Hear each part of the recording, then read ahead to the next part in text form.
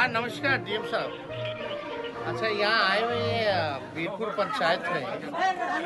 यहाँ करकट में लोग चंदा करके जो है स्कूल बनाया हुआ है, फैनुआबाद करके है। वीरपुर में वार्ड नंबर 12 में है फैनुआबाद। एडीएम साहब हैं यहाँ, इनको लिखवा दिए हैं। तो यहाँ मान लीजिए मेरा सहयोग जो भी चाहिए तो हम आपको बताए थे, प्रीतम जी से भी बात कर लीजिएगा। मेरा फंड लगाना हो तो लगा लेंगे, लेकिन कम से कम इसका बाउंड्री वॉल और कमरा वगैरह हम बनाना होगा तो हम बना देंगे। आप भी देख सकते हैं, बात कर लीजिएगा, है ना। नमस्कार, आप ट्रेंडिंग न्यूज भारत। आज बड़ी खबर आ रही है। अभी राघोपुर दियरा के लिए निकल चुके हैं तेजस्वी प्रसाद यादव। साथ में देख रहे हैं उनके सभी जो कार्यकर्ता हैं, जो नाव के द्वारा पार होकर और राघोपुर जाएंगे और राघोपुर जाकर जो भी ग्रामीण हैं उनसे मिलेंगे, हालात जानेंगे। राघोपुर उनका क्षेत्र है और उस क्षेत्र में लगातार जाते रहते हैं और आज भी जा रहे हैं। अभी देख पा रहे हैं कि आप लोगों से मिल रहे हैं। मिलने के बाद इस चीज़ का राघोपुर दियरा से ऐलान करने के लिए निकल चुके हैं बिहार प्रतिपक्ष नेता श्री तेजस्वी प्रसाद यादव का आप देख पा रहे थे।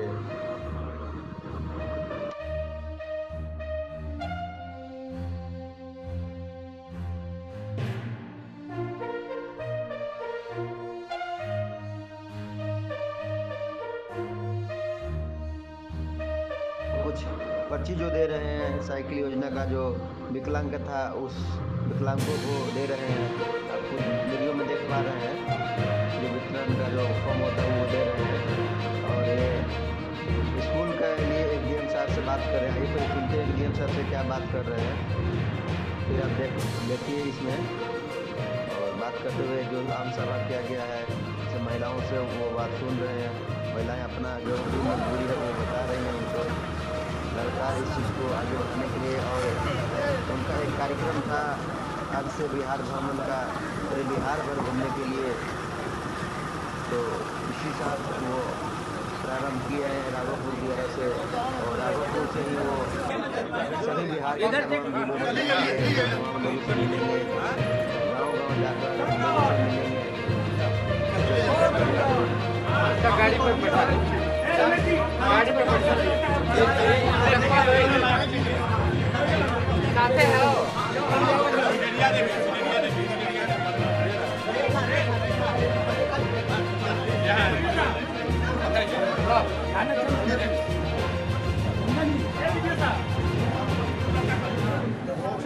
में बैठा ले जाओ गाड़ी होगा। बुद्धन शर्मा बुद्धन शर्मा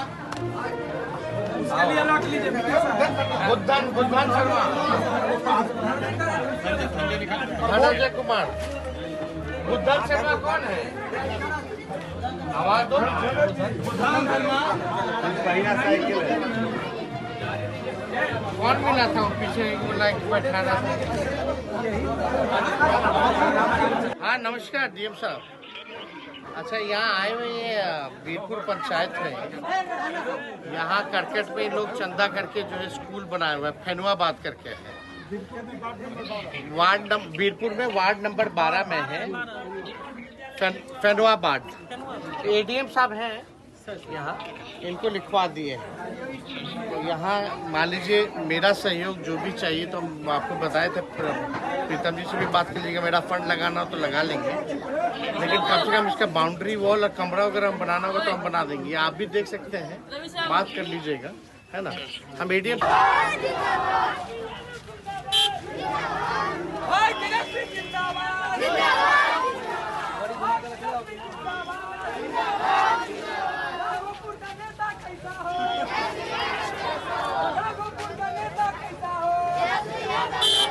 युवा सम्राट भाई तेजस्वी जिंदाबाद। बड़ा बड़ा बड़ा राघोपुर की महान जनता जिंदाबाद।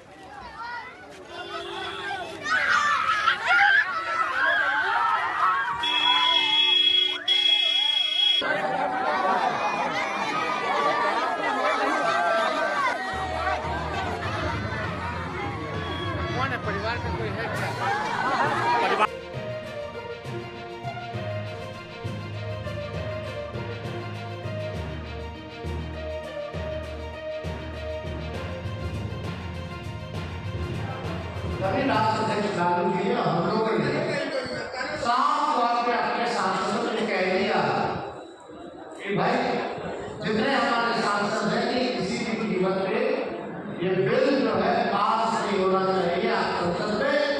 चाहिए। और हमारे सांसदों ने मजबूती के साथ दोनों सदनों में इस बिल के खिलाफ जो है लड़ाई लड़ी और आज इतनी ताकत है विपक्ष में जो आप लोगों के दुआ से, आप लोगों की कृपा आशीर्वाद से संख्या बढ़ी है, मजबूत हुई है। पहली बार नरेंद्र मोदी जी की सरकार में कोई चीज जीपीसी कमेटी में भेजा जा रहा है। क्या क्या माहौल, क्या क्या नहीं बोला गया, हम लोगों को कितना पटाना झेलना पड़ा, ये बात हम लोग सब लोग समझते हैं। लेकिन कोई भी परिस्थिति रही, लेकिन लालू जी ने सत्ता के लिए नहीं, लालच के लिए नहीं, कभी भी भाजपा के साथ जाना पसंद नहीं किया। चाहे केस मुकदमा हो, जेल हो, हमारे पूरे परिवार के केस मुकदमा हो, भारतीय अपना काम जो है आंकड़ों के कहने पे वो करता रहता। हम तो कहते थे मैं मेरे घर ही दफ्तर खोल देखते रहो क्या करते हैं। लेकिन इतना भी किया गया, लेकिन हम लोग झुके नहीं, डरे नहीं। लेकिन अफसोस इस बात की है कि नीतीश कुमार जी हम सब लोग मिलकर के महागठबंधन बनाए, महागठबंधन इंडिया अलायंस बनाए और हम लोगों का एकमात्र लक्ष्य था कि किसी भी कीमत पे नरेंद्र मोदी जी और भाजपा की सरकार को केंद्र में नहीं बनने देगा। लेकिन नीतीश जी ने सही मौके पर हम लोगों को धोखा दिया। हम लोगों को नहीं बल्कि देश के लोगों को धोखा दिया। और उधर से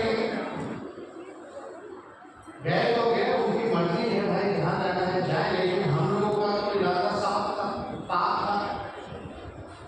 हम लोग तो चाहते थे कि भाई हटे, जिस प्रकार से महाराष्ट्र में, झारखंड में, कर्नाटक में, मध्य प्रदेश में, राजस्थान में विपक्ष की सरकार को गिराया जा रहा था, तोड़ा जा रहा था, एमएलए खरीदे जा रहे थे, नेताओं को ईडी-सीबीआई मुकदमे डाले जा रहे थे।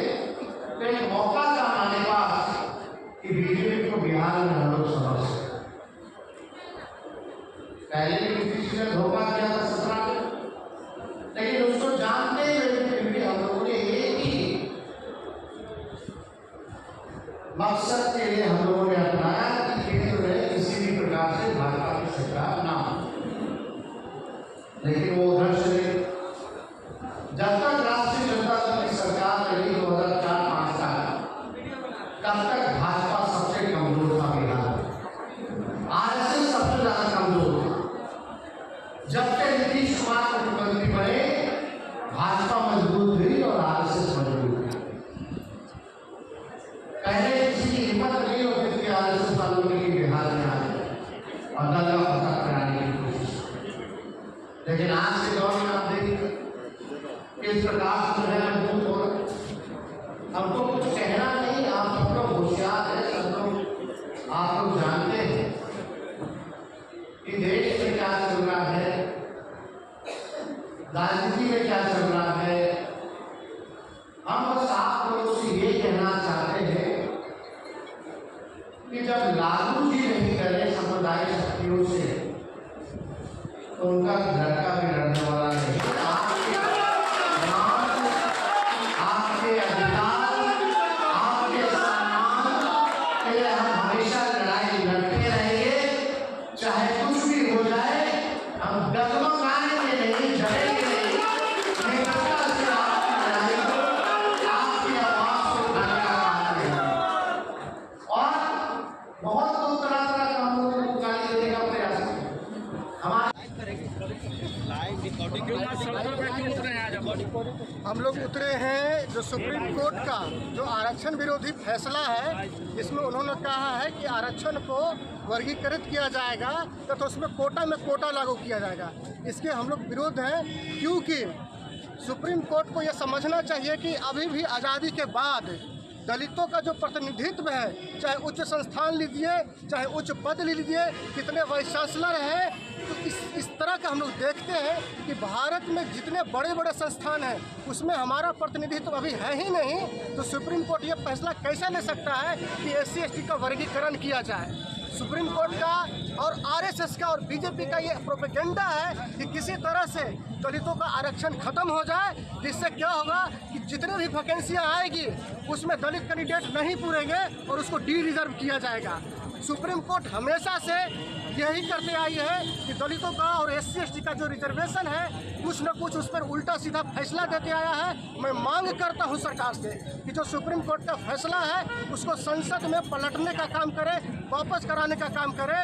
दूसरी हमारी मांग है कि ये जो SC/ST का आरक्षण है इसको 9वीं अनुसूची में डालें। और तीसरी मांग है हमारी कि जो जज फैसला लेता है वो कौन लोग हैं, क्या उसमें आरक्षण है, नहीं है, तो हमारा बात कैसे मानेगा? हम लोग सरकार से चाहे सुप्रीम कोर्ट से कहते हैं कि कॉलेजियम सिस्टम से जो जज बनते हैं, जो एक ही परिवार के, एक ही खानदान के होते हैं, एक ही जाति के होते हैं, वो नहीं चलेगा। सुप्रीम कोर्ट का जो कॉलेजियम है उसमें भी आरक्षण होना चाहिए, तभी लोगों को न्याय मिलेगा। मैं ये भी मांग करता हूँ, ये जो सरकार है, केंद्र सरकार है, इससे हम लोगों का मांग है कि जल्दी से जल्दी इस कानून को वापस कराएं। वापस तो ले ही लिया ना, कैबिनेट ने फैसला दिया, मोदी जी ने भी कह दिया। नहीं, ये लोगों को डिवाइड रूल का ये प्रोपेगेंडा है सरकार की। ये केंद्र सरकार का मामला नहीं है। ये केंद्र सरकार ने तो इसको फरमान जारी नहीं किया है, केंद्र सरकार का मामला होता नहीं है। ये है जो ये सुप्रीम कोर्ट का जो आदेश है कि जो SC/ST में वर्गीकरण, सुप्रीम कोर्ट का आदेश थोड़ी ना है, सजेशन दिया था।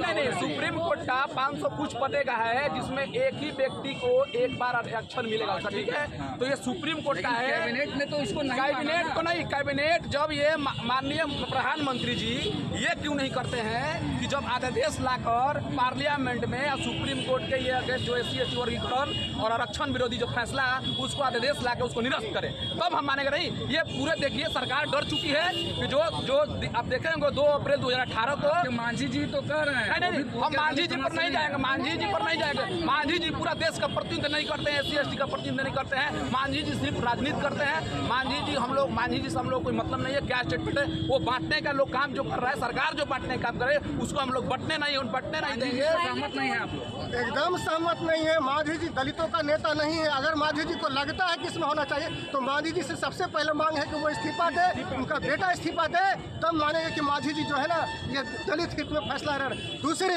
कि अगर केंद्र सरकार को इतना ही फिक्र है आरक्षण का, दलित राजनीति का, तो हम कहते हैं कि केंद्र सूची अध्यादेश लाए और आरक्षण को 9वीं अनुसूची में डालें। पहले जो 5 जज ये वाला कैंसिल कर दिए थे कि ये नहीं लागू है, क्या वो 5 जज बेवकूफ़ थे? अभी जो 7 जज दिए हैं जिसमें एक जज बोले नहीं, फिर भी ऐसा क्यों लागू हो गया? ऐसा क्यों हुआ? ऐसा हम लोग के साथ हर चीज़ में हम लोग के साथ मनमानी चलता है, ऐसा नहीं होना चाहिए। अगर मोदी सरकार जो बोले लिखित में देंगे वो हमको, अगर इतनी चिंता उनको है तो अपना बिल पास करके 15-10% अलग से दे दे आरक्षण, EWS लगा के अपना आरक्षण दे दे तो हम मान जाए मोदी सरकार को कि वो मेरा बात सुनते हैं, मेरा बात वो मानते हैं। अब भी कह रहा है क्या सुप्रीम कोर्ट के खिलाफ आज आप लोग सड़कों पे हैं? सुप्रीम कोर्ट का विरोध आज तक पहले किसी ने नहीं किया, आप लोग सड़कों पे उतरे हैं। हम लोग तो सबसे पहले तो ये बता देते भैया कि हमारी जाति जो है, हमारे समाज जो, हम लोग बाबा साहब के संविधान को मानने वाले हैं। हम लोग उटंकता करना नहीं जानते। और सुप्रीम कोर्ट जो अब फैसला ली है, ये सुप्रीम कोर्ट वापस फैसला ले, नहीं तो ये जो हमारा पिछड़ा समाज है हम आगे नहीं बढ़ सकेंगे इसके बिना। लेकिन सुप्रीम कोर्ट के खिलाफ नारेबाजी है तो कंडेम ऑफ कोर्ट है ना। जी। तो सुप्रीम कोर्ट को फैसला जो हमारे विरुद्ध लेता है बराबर, इसको उनको बंद करना चाहिए। और हमारे केंद्र सरकार से भी ये अनुरोध है कि जो आप SC/ST को क्रीमी लेयर कर रहे हैं और आरक्षण में आप रोक करें, वर्गीकरण कर रहे हैं, इसको रोक करें। आप नाम बता दीजिए। आशीष टोनी पासवान। मैं Saurabh Kumar Paswan national student youth front का प्रदेश अध्यक्ष हूँ। और हमारी लड़ाई उदित राज जी के नेतृत्व में पूर्व से रही है। 2018 में हम लोगों ने सुप्रीम कोर्ट घेरने का काम किया था। आज़ाद भारत में पहली बार किसी ने सुप्रीम कोर्ट घेरने का काम 2018 में हम लोग किए थे। और हमारी शुरू से मांग रहे हैं देश के अंदर कॉलेजियम सिस्टम समाप्त रहे। जब तक कॉलेजियम सिस्टम रहेगा तब तक schedule caste, schedule tribe, OBC के लोग के साथ अन्याय होता रहेगा। क्योंकि सुप्रीम कोर्ट में हमारे जज हैं नहीं और कॉलेजियम है जो कि परिवारवाद का एक नमूना है, क्योंकि एक ही परिवार के अभी चंद्रचूड़ जी सुप्रीम कोर्ट के मुख्य न्यायाधीश है, वो भी उनके पिताजी भी जज रह चुके हैं पहले भी और वो भी जज है।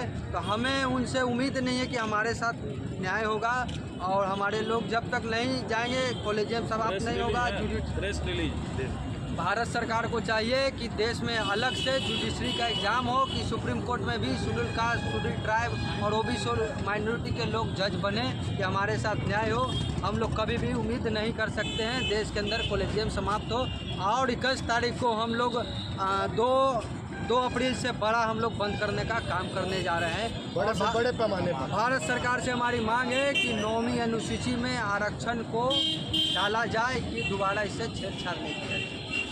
तुलसीदास जी की जयंती समारोह में इकट्ठा हुए हैं और जैसे ही तुलसीदास जी का नाम आता है तो माहौल भक्तिमय हो जाता है। तुलसी पत्ता हो तो पूजा पाठ ध्यान में आ जाता है और तुलसीदास जी जब उनका नाम स्मरण होता है तो काव्य, कविता, भगवान श्री राम तुरंत ध्यान में आ जाते हैं। अपनी सनातन परंपरा, व्यवस्था, पूजा पाठ सब ध्यान में आ जाता है। और सबसे बड़ा चीज जो ध्यान में आ जाता है, जो हम लोगों को आज भेंट मिला है, वह है रामचरितमानस। भक्त श्री गोस्वामी तुलसीदास जी का जो रचित रामचरितमानस है, आज हर घर घर का एक पूजा ग्रंथ है। और ठीक ही यहाँ भी लिखा हुआ है कि जा पर कृपा राम की होई, ता पर कृपा करहि सब कोई। तो प्रभु श्री राम की कृपा जिस पर हो जाती है उस पर सबकी कृपा होने लगती है। और तुलसीदास जी ने भी भगवान प्रभु श्री राम की आराधना की है, उन्हीं को अपना आराध्य माना है, उनकी पूजा की है। और भगवान प्रभु श्री राम की संपूर्ण जीवन गाथा को जो उन्होंने लिखा है, जो संपूर्ण रामचरितमानस है, आज के युग में हम सब लोगों की ये अपेक्षा रहती है कि हम सब लोग, जैसा गोस्वामी तुलसीदास जी ने रामचरितमानस लिखा और गोस्वामी तुलसीदास रचित रामचरितमानस में जो भगवान श्री राम का चरित्र उजागर किया गया है, उसी चरित्र का राजा आज इस देश में हो और वैसा ही राजपाट इस देश के अंदर आए, यह हम सब लोगों की कल्पना और सोच है। और आज अच्छी बात यह है कि गोस्वामी तुलसीदास ने जिस प्रभु श्री राम के जीवन चरित्र को लिखा है, आज वैसे ही जीवन चरित्र का व्यक्ति इस देश का प्रधानमंत्री होकर इस देश को राम राज्य की ओर ले जाने की कोशिश कर रहा है। और हम सब लोग हमेशा जो तुलसीदास जी की उक्तियां हैं, मेरे आने के पहले बाबा बहुत विस्तार से बोल रहे थे, मैं सुन रहा था, तो उनकी उक्तियों को हम सब लोग याद करते हैं और संस्कारित होने का प्रयास हम सब लोग करते हैं। बहुत सारी उक्तियां आपने कही, 1-2 उक्तियों की चर्चा मैं भी करना चाहता हूँ। तुलसी मीठे बचनते सुख उपजत चहुओर, वशीकरण एक मंत्र है परिहरू वचन कठोर। मीठी वाणी बोलने से चारों ओर सुख का प्रकाश फैलता है। मीठी वाणी बोलकर किसी को भी सम्मोहित किया जा सकता है, इसलिए मनुष्य को कठोर और तीखी वाणी छोड़कर हमेशा मीठी वाणी बोलनी चाहिए। उसी प्रकार से आवत हिये हर्षय नहीं, नैनन नहीं स्नेह, तुलसी तहा न जाइए कंचन बरसे में। जिस घर में जाने पर घर के लोग देखते ही प्रसन्न ना हो और जिनकी आंखों में स्नेह ना हो, उस घर में कभी नहीं जाना चाहिए, चाहे कितना भी लाभ क्यों ना हो।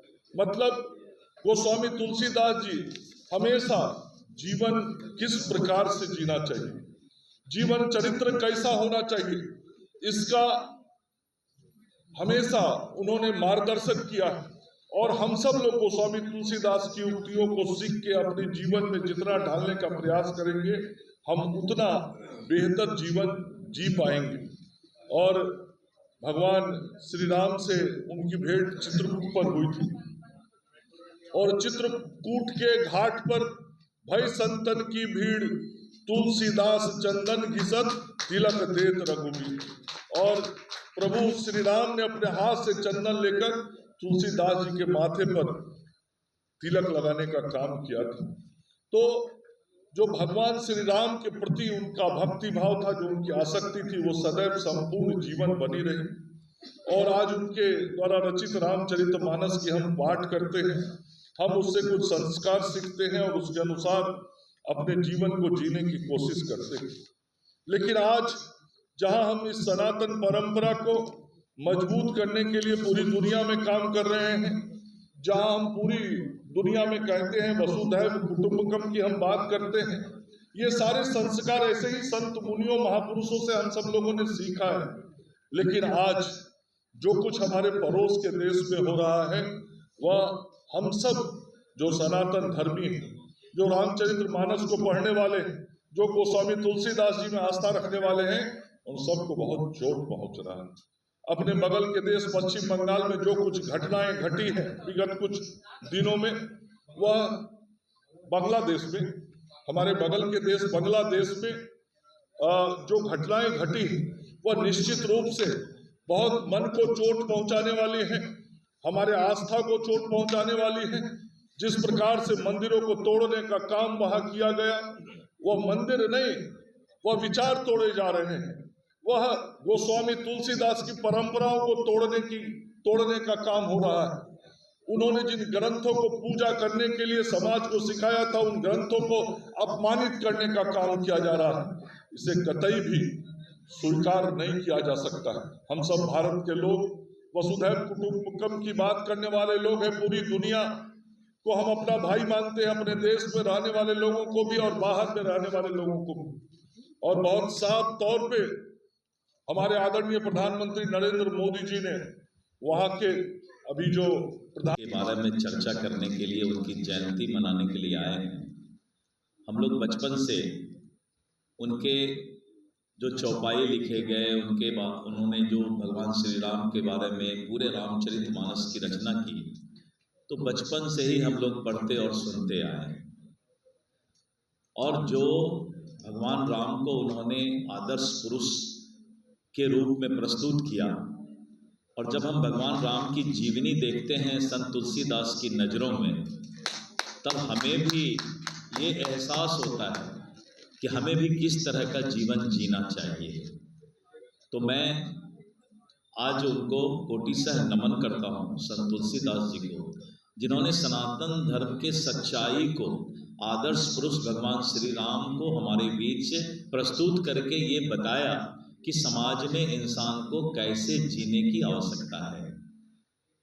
आज माननीय मंगल पांडे जी और श्री सतीश दुबे जी ने बहुत विस्तृत तौर पे संत तुलसीदास के बारे में बताने का काम किया, और सतीश चंद्र दुबे जी ने इशारा भी किया कि जिस तरह से सनातन पर प्रहार हो रहा है और लोग सनातन धर्म को, आज लोग बोलते हैं, अभी एक दक्षिण भारत के नेता हैं, उन्होंने कह दिया कि कोई राम सेतु है ही नहीं।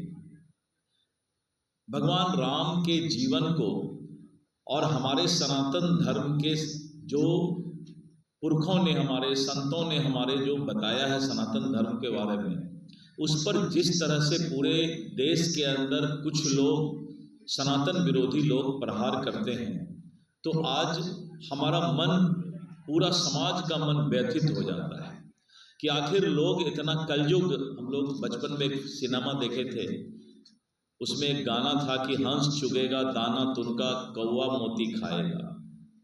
यही हाल होता जा रहा है।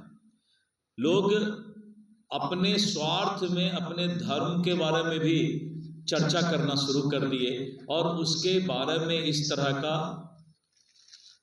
आरोप प्रत्यारोप की बातें बिहार ऐसे जगह में भी हो रहा है जहां की कुछ नेता आज से कुछ दिन पहले रामचरितमानस पर भी अपनी टिप्पणी कर दिए थे। कभी भी धर्म का अपमान नहीं होना चाहिए, और किसी को भी किसी के धर्म का अपमान करने का कोई अधिकार नहीं है। तो मैं आज आप लोगों के सामने हृदय से मैं आपको धन्यवाद देता हूं कि आप आज गोस्वामी तुलसीदास जयंती समारोह में यहाँ पर आए। बहुत दूर दूर से आए हैं, बहुत अलग अलग जिले के लोग आए हुए हैं। ऐसा नहीं है कि पटना से ही लोग एकत्रित करके बैठे हुए हैं। तो हमारी बातें और हम लोग जो आपके बीच आए, ये संदेश पूरे बिहार तक जाने वाला है कि भगवान राम हमारे आदर्श हैं और उनके जीवनी को अगर देखा जाए तो एक पुत्र के रूप में, एक राजा के रूप में, एक हमारे सेनापति के रूप में और सच्चाई के लिए लड़ने वाले ऐसे लोगों के जो लोग समाज के अंदर कुकृत्य करते हैं उसका वध करने के रूप में, यानी उनके जीवन को अगर देखा जाए तो वो आदर्श हमारे जीवन के लिए भी कहीं न कहीं उदाहरण बनता है। इसलिए मैं आज संत गोस्वामी तुलसीदास जी के प्रति अपना कोटि से नमन करता हूँ और साथ ही उनके बताए हुए जो आदर्श के रास्ते हैं भगवान राम के प्रति जो उन्होंने अपनी व्यक्त की है, दिल का जो उन्होंने व्यक्त किया है, हम लोग उस रास्ते पर चलें, ऐसा हम उम्मीद रखते हुए आप लोगों को पुनः नमस्कार करते हैं, बहुत बहुत धन्यवाद देते हैं। जय हिंद, जय भारत। तो ये प्रमुख समझा मान पत्र मुझे मिला है, मैं उसको देखता हूँ और सरकार से जो भी संभव होगा उस पर हम प्रयास करेंगे।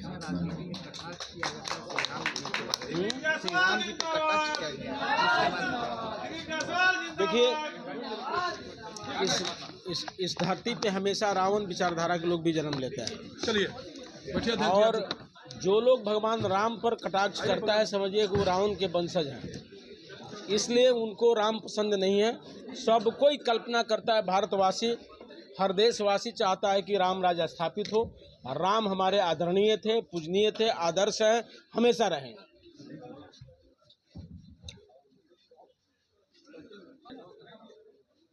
जेपीसी में जो मुद्दा गया हुआ है, तो क्या लग रहा है कि इसको लेकर भाजपा के भी कई लोग हैं, कांग्रेस के भी कई लोग हैं, तो आपसी सहमति इसमें बन पाएगी? क्योंकि तरह तरह के सवाल उठाए। देखिए, देश हित में वक्फ बोर्ड बहुत जरूरी है, उसमें संशोधन, और सरकार उस पर दृढ़ संकल्पित है। विपक्ष ने जेपीसी के लिए डिमांड किया और सत्ता दल निष्पक्ष भाव से दे दिया। निश्चित रूप से आने वाले दिनों में वक्फ बोर्ड पर संशोधन जो हुआ है उसमें कार्रवाई होगी। लेकिन जो जदयू के लोग हैं, जदयू के जो अल्पसंख्यक समाज के लोग हैं, वो इस पे सवाल लगातार। देखिए, उस दिन आप नहीं देखे कि सदन में कितने अच्छे ढंग से हमारे आदरणीय बड़े भाई ललन सिंह ने लोकसभा में एक मंत्री बनने की हैसियत से या एक जदयू के पूर्व राष्ट्रीय अध्यक्ष होने के नाते, एक कार्यकर्ता होने के नाते बहुत अच्छा ढंग से उन्होंने अपनी बात को रखा। हम विश्वास रखते हैं कि देश हित में वक्फ बोर्ड बहुत जरूरी है, उसमें संशोधन करना, इसलिए वो संशोधन हुआ है। लेकिन एनडीए में क्या लगता है इसको लेकर कुछ न कुछ मतभिन्नता तो दिख रही है? देखिए, एनडीए बहुत दृढ़ मजबूत है, गठबंधन बहुत मजबूत है और भविष्य में भी रहेगा। कोटा विद इन कोटा की जो बात की जा रही थी उसमें हालांकि कैबिनेट का डिसीजन आ गया, लेकिन जिस प्रकार से जीतन राम मांझी का बयान आया उसको आप लोग कैसे देखते? देखिए, इसके लिए भारतीय जनता पार्टी में बहुत श्रेणी है। इसके लिए राष्ट्रीय अध्यक्ष हैं, प्रदेश अध्यक्ष हैं, उनसे वार्ता करिएगा तो उस पर जो टिप्पणी करना होगा करेंगे। हम उस पर टिप्पणी नहीं कर पाएंगे। जो पहले काम हुआ उस काम को अब हम लोग को स्थानांतरित कर दिया गया है। इसमें लगभग 70,157 जलापूर्ति योजना है और इसके लिए हम लोगों को लगभग 3,611.45 करोड़ रुपया सैंक्शन हुआ है और उस योजना को अब हम लोग मुस्तैदी से करेंगे। पहले जो हल्का फुल्का शिकायत आया करता था जो पंचायती राज के द्वारा किया गया था, उसी को अब दुरुस्त करने के लिए पूरी तरह फुल फ्लेजेज हम लोग को मिल गया है और फंड भी अलॉट हो गया है। जो 3 साल के अंदर मिलेगा वो अलग से आंकड़ा है, हम आपको लिखित पे दे देंगे। तो मुख्य रूप से मुझे लगता है कि अब जो नल जल की शिकायत है और जो माननीय मुख्यमंत्री जी का सपना है कि हर घर शुद्ध नल का जल पहुंचे, वो हम लोग अविलंब पहुंचा पाएंगे। उस काम को हम लोग अविलंब दुरुस्त कर पाएंगे और मुझे लगता है कि 6 महीना के अंदर हम लोग सारा काम शुरू करा देंगे। 6 महीने में लोगों को पानी मिलने लगेगा। अविलंब हम लोग इसको निविदा का प्रक्रिया करने जा रहे हैं। एस्टिमेट बनेगा, निविदा का प्रक्रिया हो जाएगा और उसके बाद और जल्द से जल्द जितना जल्दी हो सकता है हम लोग इसको काम शुरू करा करके हर गांव में, हर मोहल्ले में, हर वार्ड में पानी पहुंचाने का जो माननीय मुख्यमंत्री जी का संकल्प है, इसको हम लोग पूरा करने का काम करेंगे। इसके साथ एक और है, जो पहले मिनी जलापूर्ति योजना हुआ करता था, जो सोलर सिस्टम से चलता था और कहीं कहीं बिजली से भी चलता था, तो उसमें भी गड़बड़ी आ गई, उसका मेंटेनेंस पीरियड खत्म हो गया है। उसको भी नए सिरे से हम लोग मेंटेन करने जा रहे हैं। उसको जो माइनर रिपेयर है उसका माइनर रिपेयर करके, और उस योजना को भी हम लोग पूरी तरह 100% चालू करने वाले हैं। उसको भी चालू करके, और जहाँ पानी मुहैया करने की आवश्यकता है हम लोग वहाँ पानी मुहैया कराएंगे। कहीं कोई कठिनाई अब नहीं रहेगी।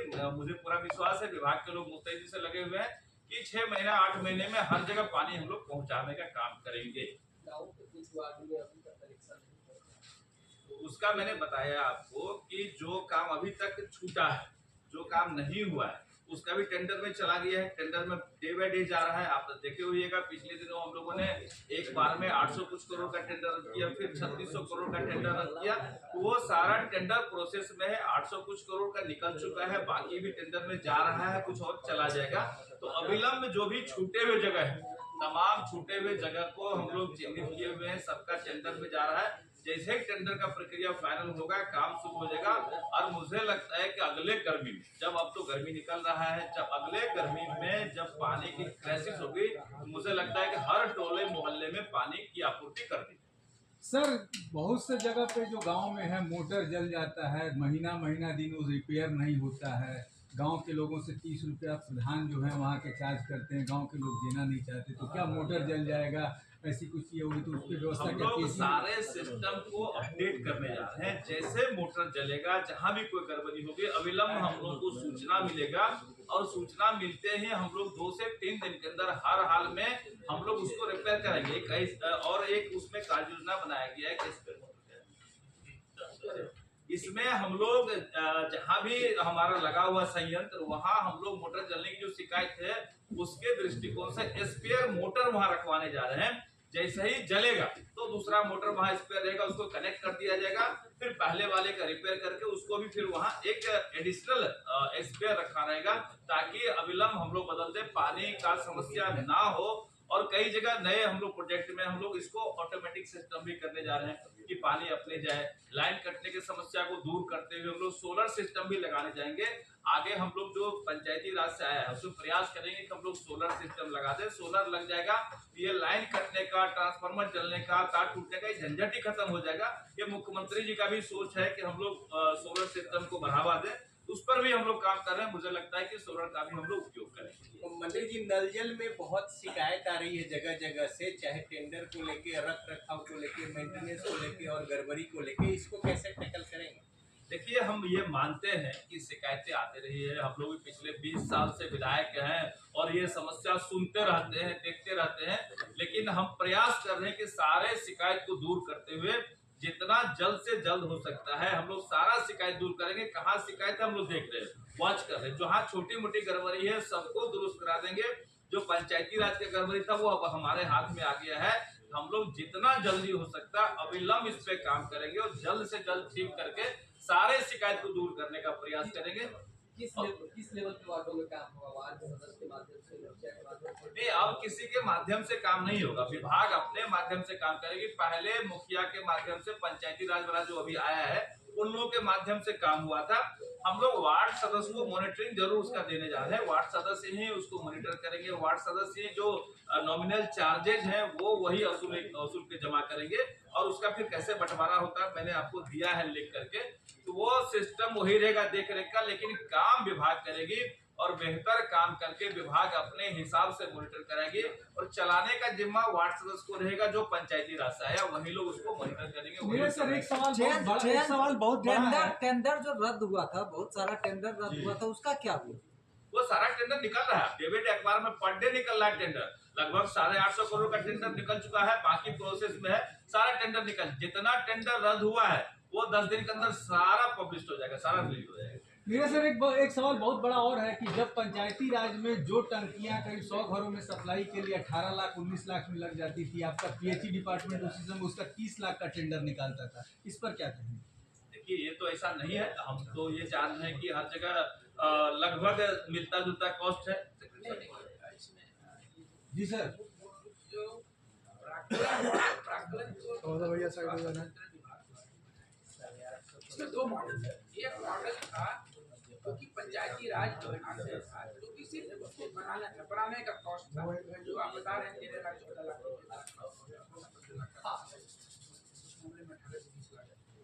दूसरा मॉडल ये था जो कि क्वालिटी उसमें जो पंचायती राज नॉन क्वालिटी थी उसमें WTP का कॉस्ट नहीं वो 5-7 लाख रुपए हो जाता है। दूसरा कॉस्ट क्या था कि उसमें 5 साल का मेंटेनेंस, तो हमारे एस्टिमेट में 5 साल का एस्टिमेट भी था, इसीलिए चलते वो 30 लाख इतना कैलकुलेशन नहीं हो सकता है। इसलिए वो अलग-अलग आप बताएंगे तो पता चलेगा। इसलिए आप पाएंगे कि जो BHT के द्वारा संचालित योजनाएं हैं उसमें शिकायतें थोड़ी कम है, उसमें शिकायतें हैं, ऐसी बात नहीं, लेकिन उसके लोग हैं, उसमें कॉन्ट्रैक्टर अभी भी यदि कुछ होता है हमको शिकायतें आती है तो हम उसको तुरंत कम्युनिकेट करते हैं, 24 घंटा हमारा चलता है तो वो हो जाता है। लेकिन ये हो सकता है लेकिन वो हो जाता है, ऐसा नहीं मोटर महीनों महीने जलावे, ऐसी मामले नहीं है। तो ये ने कहा मिनी जलापूर्ति योजनाओं की जो बात है, वास्तव में पाइप वाटर सप्लाई में समस्याएं थी जो कि बहुत सारे सुविधा रद्द हो गए थे, लेकिन उसके अगेंस्ट में नहीं हुआ। तो हम लोगों ने उसका अभियान चला के लगभग 600 ऐसी मिनी जलापूर्ति योजनाएं हैं जिसमें कुल राशि लगभग 125 करोड़ के आसपास होगा, जब फिगर हमारे पास नहीं है, वो हमने सैंक्शन कर दिया। उसका भी टेंडर हम लोग 2-3 वीक कर दिया। तो जो हम लोग लूप होल्स हैं उसको दूर कर रहे हैं। पंचायती राज की वास्तव में चैलेंजेस थी, आप लोग पंचायती राज की जो समस्याएं थी वो ये थी कि उनके जो मेंटेनेंस के कॉन्ट्रैक्टर थे वो उतने क्वालिफाइड नहीं। दूसरी बात क्या थी कि जो उसको मॉनिटर करने वाला तकनीकी आदमी नहीं, उसने काम जो किया वो इस स्तर पर किया। और तीसरा जो सबसे बड़ा पंचायती राज की जो योजनाओं में आया था कि जो हमारा मॉनिटरिंग की जो पॉलिसी थी, मेंटेनेंस पॉलिसी, पॉलिसी 2021 में आई थी, इसमें हम लोगों ने ये आपको इसमें दिया भी है कि कितने समय में बाध्यता है कि उसको हमको करना है। ये वहाँ नहीं था। तो अब हमारे ये जो प्रोविजन हमारे लोक स्वास्थ्य अभियंत्रण विभाग के मेंटेनेंस की जो समय सीमा है वो हूबहू हम लोग लागू करने जा रहे हैं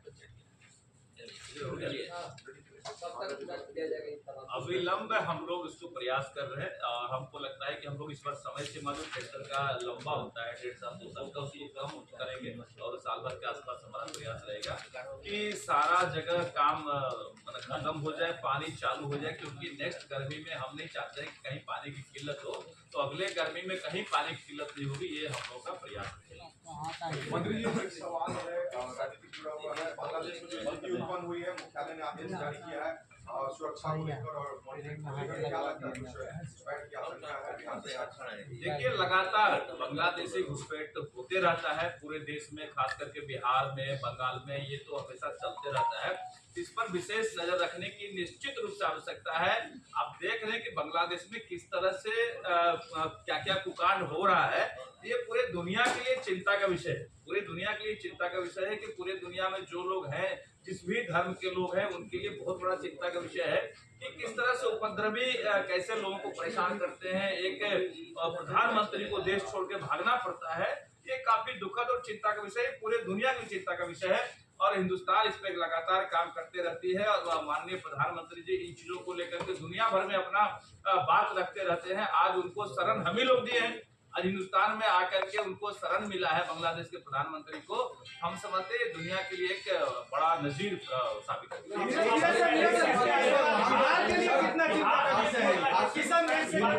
देखिए बिहार के लिए निश्चित रूप से चिंता का विषय है और बिहार में मुझे लगता है कि माननीय मुख्यमंत्री जी ने मीटिंग किया, कई हमारे मंत्री ने भी मीटिंग किया है और पूरे प्रशासन को अलर्ट किया गया है कि कहीं कोई घुसपैठ ना करे। और खास करके हम बिहार से ज्यादा बंगाल की हम लोग चिंता करते हैं कि बंगाल में ज्यादा घुसपैठी घुसते रहते हैं, तो वहां भी ना घुसे, इसकी व्यवस्था होनी चाहिए। वहाँ पर जो हिंदू है उन पर कुछ हिंसा हो रही है, मंदिरों को तोड़ा जा रहा है, ये इसको किस तरह से देखेंगे? क्या निश्चित रूप से मैंने कहा ये पूरे दुनिया के लिए चिंता का विषय है और माननीय प्रधानमंत्री जी इसकी चिंता अवश्य कर रहे हैं और प्रधानमंत्री जी के लेवल से इस पर जरूर कुछ न कुछ काम होगा। हमें